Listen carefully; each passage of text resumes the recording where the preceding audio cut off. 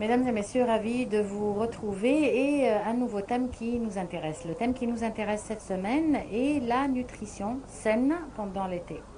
Pour parler de ce sujet, nous avons le plaisir d'avoir avec nous Dr Magda Emer, nutritionniste. Bonjour docteur. Bonjour.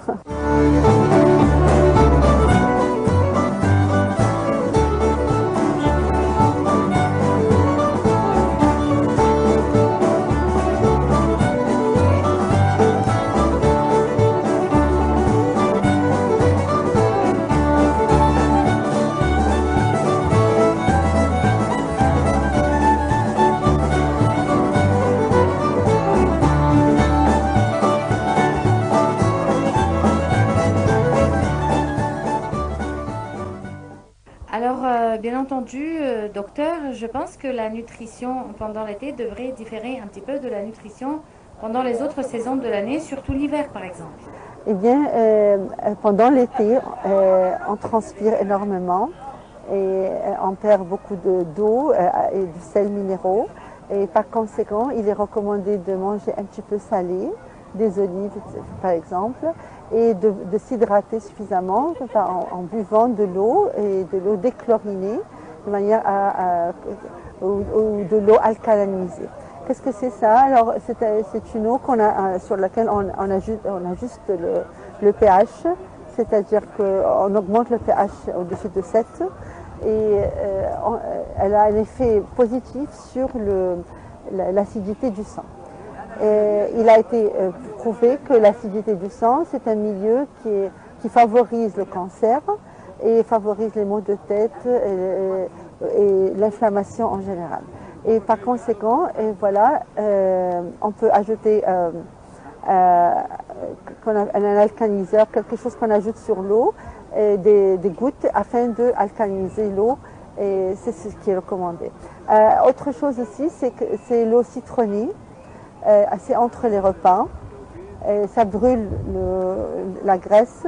Et comme je viens de dire que pendant l'hiver, on a tendance à beaucoup manger tout ce qui est gras pour se réchauffer, etc. Et pour perdre un peu du poids et pour se sentir le plein entre les repas et aussi pour faciliter et favoriser la digestion, pour éviter la constipation aussi, voilà, et stimuler le foie. L'eau citronnée, c'est de l'eau avec un petit peu de citron. Sans miel, sans rien. On peut rajouter du miel, mais une fois par jour.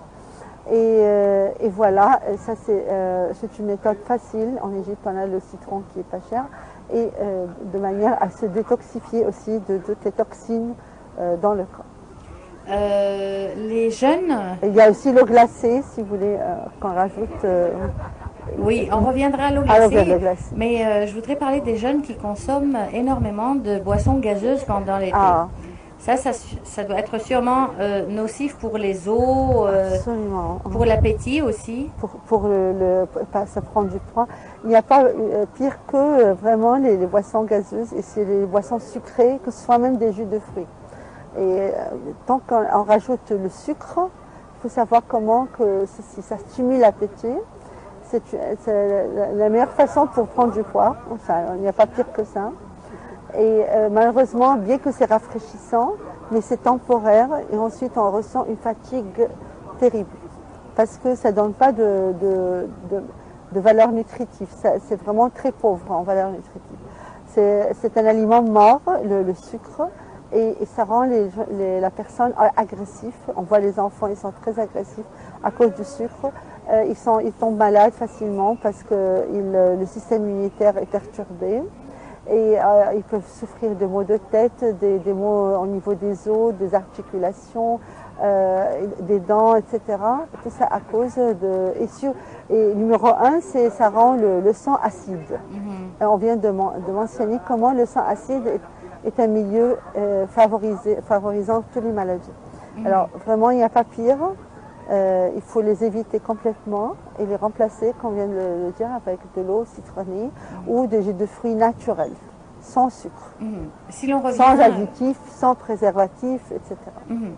Si l'on revient à l'eau glacée maintenant et aux glaçons qu'on consomme aussi énormément, beaucoup pendant l'été, vous dites qu'ils ne sont pas bons pour la santé. Non, évidemment, on a tendance à se régaler avec tout ce qui est glacé, mais il faut comprendre d'abord qu'il ne faut jamais prendre tout ce qui est glacé pendant le repas, jamais, parce que ça ralentit la digestion. Alors certains font cette erreur, c'est de boire des boissons très très froides ou de l'eau très froide pendant le repas. Ça c'est très mauvais pour la digestion. Aussi, ça accumule les lipides, ce qui fait qu'on peut grossir facilement. Deuxièmement, aussi, le corps, c'est comme un choc pour le corps, tout ce qui est glacé au-dessus, parce que c'est au-dessus de 37 degrés, c'est la température normale du corps humain, et il faut au niveau de la bouche, ça réchauffe, il faut réchauffer la glace, quoi. Alors, à ce moment-là, il faut manger de la glace ou manger tout ce qui est glacé, mais doucement, jamais comme un choc d'un coup. Et éviter vraiment que ce soit très fréquent aussi, parce que certains, pour le foie, c'est vraiment pas l'idéal. Il faut être jeune, il faut être en bonne santé, et les dents aussi, il ne faut pas avoir des problèmes au niveau des dents, etc. Mais de temps en temps et en petite quantité et doucement, il n'y a pas de mal. Mhm. En fait, les gens, ils ont tendance à maigrir ou à grossir pendant l'été. Ils peuvent grossir. Ils peuvent grossir. La règle, c'est qu'ils grossissent pendant l'été. S'ils ne gèrent pas les habitudes vraiment nutritives et tout, les mauvaises habitudes, ils peuvent grossir malheureusement. Si on mange le soir, c'est un problème. Alors, il faut éviter de manger le soir. Je vais donner quelques astuces qui sont très importantes à ce moment. Ils vont dire que bouger trop, ça empêche de grossir. Alors pendant l'été, on sait qu'on peut grignoter et manger des desserts, des sucreries peut-être évidemment de temps en temps. Et là, pour compenser, je veux dire qu'il faut plutôt grignoter, mais en dehors des repas. C'est-à-dire il ne faut pas avoir un dessert à la fin du repas. Non, entre les repas. Un petit dessert, il n'y a pas de mal. Jamais manger le soir. L'idéal, c'est d'avoir une salade le soir pour éviter de prendre du poids. Et aussi de bien dormir, car ils ont trouvé les dernières recherches que le fait quand on dort peu, on compense par la nourriture. Alors que quand on dort bien, le corps il est très énergétique, il se recharge d'énergie, il n'a pas besoin de manger. Bien, c'est-à-dire combien d'heures de sommeil? Un minimum, ça dépend de la personne, mais qui ressent vraiment pas fatigué. Avec la fatigue, il compense par des boissons, par des nourritures, par un repas, pour compenser le manque d'énergie. Alors que quand on dort bien, maintenant, c'est les dernières recherches. Hein. Oui, mais combien d'heures de sommeil sont à peu près suffisantes? Parce qu'on a tendance à beaucoup dormir pendant l'été aussi et à se réveiller très tard.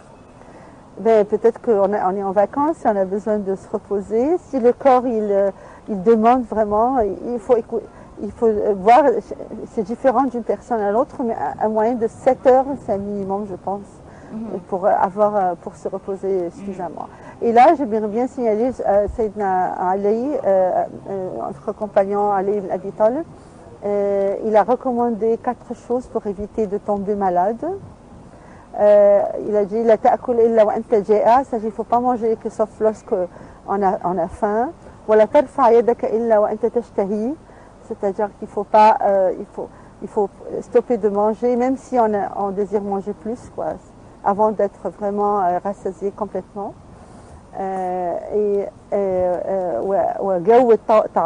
Mastiquer, ça c'est très important, ça fait partie des conseils qui sont très importants pour garder sa ligne, de mastiquer et prendre du temps quand on mange, et là de se débarrasser de tous les déchets, etc. avant de dormir. Ça c'est l'idéal pour garder vraiment un corps sain. Le prophète sallallahu alayhi wa sallam aussi, il nous a conseillé, il a dit Azibu ta'amakum bil-dhikri was-salah wa la tanamu alayha fataqsu qulubakum. Alors, c'est-à-dire une fois qu'on a mangé, ben, il faut prier, être en état d'invocation avec Allah et jamais dormir immédiatement après le repas. Et c'est ce qui endurcit notre cœur et on vient de mentionner qu'on peut prendre du poids aussi. Là, je signale que surtout la graisse viscérale, et ça c'est les dernières recherches pareilles, qui signalent la graisse au niveau du ventre est la plus dangereuse. Oui, ben, justement, à force de beaucoup boire pendant l'été, beaucoup de personnes finissent par avoir du ventre, que ce soit des femmes ou des hommes. Voilà. Et là j'aimerais bien vraiment signaler l'importance de perdre surtout cette graisse qui est profonde et qui est d'une nature pas facile à dissoudre. Et malheureusement, c'est pas seulement que c'est désagréable, mais ils ont trouvé que ça stocke les toxines et ça a un impact négatif sur les fonctions du pancréas, du foie, du cœur, subhanallah, du cholestérol. Ça perturbe vraiment et surtout l'hormone leptin. Là, il faut signaler qu'il y a on a deux hormones, le leptin et le ghrelin. Le ghrelin, c'est l'hormone qui stimule l'appétit. Et le leptin, c'est l'hormone de satiété pour vous dire voilà, je ne peux plus manger, arrête. Malheureusement, ils ont trouvé qu'il y a une relation entre la graisse abdominale et l'équilibre de l'hormone leptin. Ceci dit que lorsqu'on a plus on a du ventre, plus on est perturbé au niveau de appétit. C'est-à-dire on mange plus parce que l'hormone est perturbée, l'hormone de leptin qui dit stop, ça suffit, je peux plus, je me sens à satiété. Non, il est déséquilibré. Alors c'est vraiment un paye. Alors le fait d'avoir un petit peu de ventre, ça finit par prendre encore de plus en plus du poids et c'est très dangereux pour le corps, surtout à ce niveau-là, les organes qui sont autour, ils sont très affectés par cette graisse. Et qu'est-ce qui cause cette graisse viscérale? Ce sont les boissons quand on boit avec excès? Quand on mange tard, la nuit, le fait de s'asseoir, la vie sédentaire, c'est numéro un. Les businessmen, tout ça, ils n'ont pas le temps. Alors, le fait de s'asseoir longtemps. Maintenant, les recherches, ils ont trouvé que vaut mieux travailler debout. Vous avez entendu de cette façon? Pour perdre du poids, on travaille debout au lieu de s'asseoir. Alors, s'asseoir, conduire, vous vous rendez compte, durant la journée, c'est des heures qui sont assez longues. Et manger aussi, évidemment, d'excès de calories. Ça, c'est un autre problème aussi. Ça se stocke toujours à ce niveau-là. Oui. Pendant l'été, on a tendance à avoir très souvent des migraines, des maux de tête. C'est peut-être à cause de la chaleur ou parce qu'on ne boit pas assez. Mais en tout cas, qu'est-ce qu'on pourrait faire pour diminuer cela? C'est surtout, je dirais, d'une part, c'est les toxines.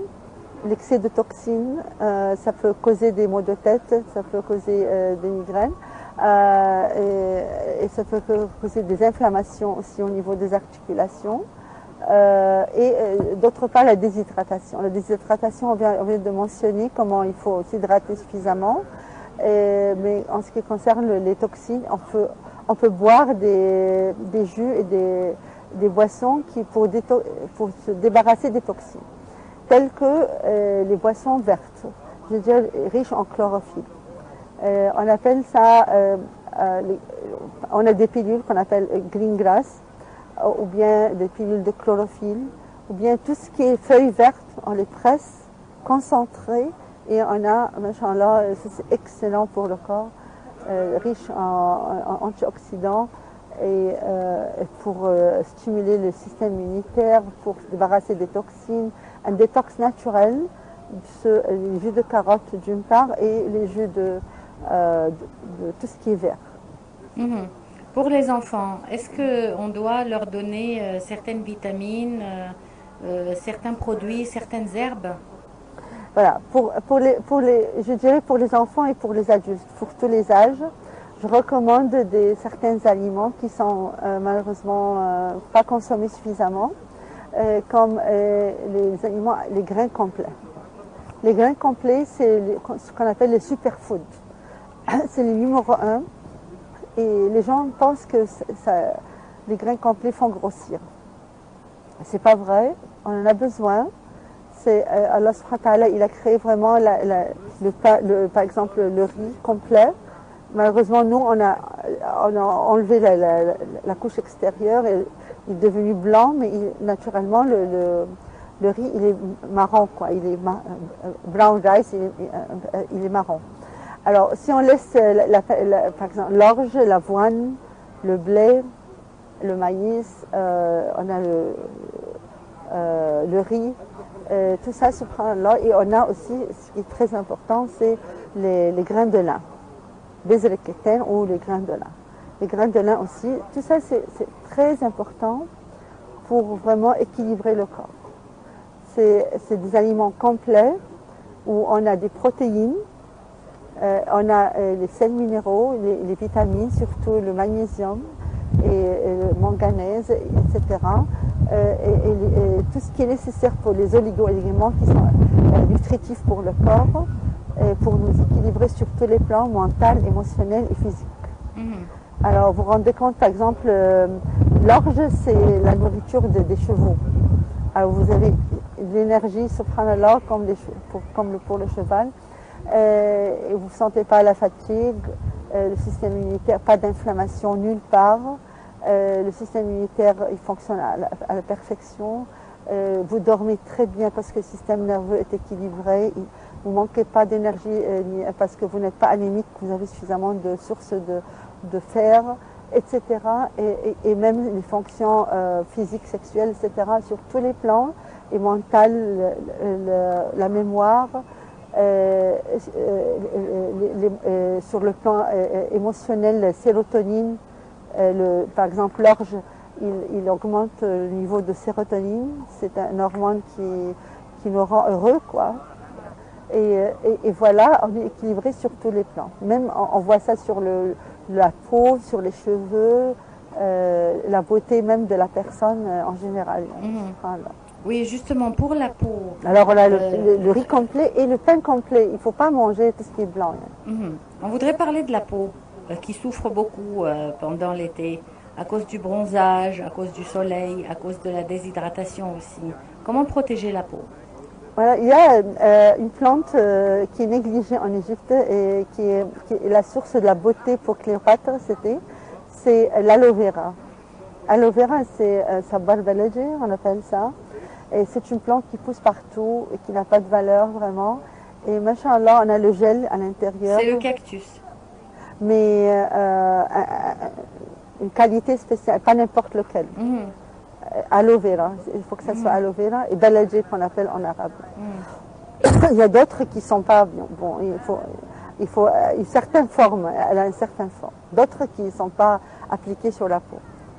Et machallah, ça c'est pour anti-rides naturelles, pour les brûlures après l'exposition au soleil, pour cicatriser n'importe quel problème qu'on a, enfin pour les cicatrices, comme protection, pareil, pour l'irritation de la peau, et même pour les cheveux, on les applique. C'est vraiment fameux. Il faut l'essayer et le faire planter chez nous sur les balcons. Ça coûte pas cher. On a beaucoup de chance de l'avoir à notre portée. En Europe et en Amérique, c'est très cher. Et ils doivent nous avoir vraiment fabriqué, jamais comme ça à notre portée. On souffre aussi beaucoup de l'utilisation des climatiseurs pendant l'été. Ouais. Ça cause la sinusite, les maux de tête, les maux froid, de dos, même, voilà. les rhumes. Les rhumes, les maux de dos, surtout les articulations, les genoux. Ça, c'est un problème général, bien sûr, et les ventilateurs aussi, pareil. Alors, que faire contre ça? Consommer plus de la vitamine C, par exemple? Ça, c'est d'une part, si on mange des salades, des crudités, des fruits variés avec toutes les couleurs, les aliments colorés, c'est riche en antioxydants, ça nous fournit tout ce qui est nécessaire pour garder notre système immunitaire fonctionnel à la perfection. Mais aussi, je recommande le safran. Le safran et le gingembre. Le safran, d'une part, il prévient le cancer, mais pour les douleurs générales de dos, des articulations, c'est un anti-inflammatoire. Pareil pour le gingembre. Il est recommandé pour les maux de tête aussi, pour les nausées et pour une bonne digestion. Et parallèle, on a surtout pour éviter les douleurs articulaires. Pourquoi pas utiliser toujours le safran dans tous nos repas, pour les volailles, les poissons, le riz. Vraiment, ils ont trouvé qu'il y a beaucoup d'effets positifs, ainsi que les graines de lin. Ça, c'est les deux qu'il faut vraiment penser à ajouter dans toute notre nourriture. Les graines de lin, même sur les yaourts, dans le pain. Enfin, ça n'a pas de goût spécial et c'est très bon et c'est préventif du cancer. Pour les fruits, on consomme beaucoup de fruits aussi pendant l'été. Et certaines personnes disent qu'il ne faut pas en abuser à cause des insecticides et des engrais qu'on met dans les plantations. Est-ce que vous êtes d'accord avec cet avis? Le problème, il faut dire Bismillah, c'est-à-dire que Allah nous protège de tout ce qui peut être nocif pour notre corps. Mais si on se prive des pastèques froides, alors quand il fait chaud, vous voyez comment vraiment on se régale de tout ça. Et les mangues, c'est délicieux. On a vraiment en Égypte plein de raisins. Et on sait comment, même les raisins, je veux dire, il y a beaucoup de valeurs nutritives. La preuve, c'est qu'en France, ils ont trouvé que le cholestérol, il n'augmente pas parce que les gens, ils boivent du vin, enfin, mais je dirais un jus de raisin à la place, tout en mangeant de la graisse. Et malgré ceci, le raisin, il empêche que le cholestérol augmente. Alors, ça peut être numéro 1, préventif des maladies du cœur, cardiovasculaires. Alors, on a les grenades qui sont vraiment excellentes pour la fatigue, pour l'énergie générale du corps, pour renouveler nos globules rouges. On a les pastèques qui sont excellents pour le cœur et les fonctions du cœur, etc. C'est riche en lycopène. Enfin, ils sont très riches en antioxydants dont on en a besoin. C'est une occasion jamais pendant l'été. Alors, même s'il y a des pesticides, si on essaye parallèlement de manger ou de boire, par exemple, des jus de betterave, c'est un détox naturel. Les citrons qu'on vient de mentionner. Manger les betteraves. Ou manger les betteraves. Mais quand on a plein de quantités énormes de betteraves, c'est un détox naturel. Alors, compenser par le détox et ne pas se priver, à mon avis. Et bien sûr, boire beaucoup d'eau. Et bien sûr, s'hydrater suffisamment pour être sûr d'éviter d'avoir des symptômes de déshydratation pendant l'été. Je vous remercie beaucoup, docteur, pour ces conseils.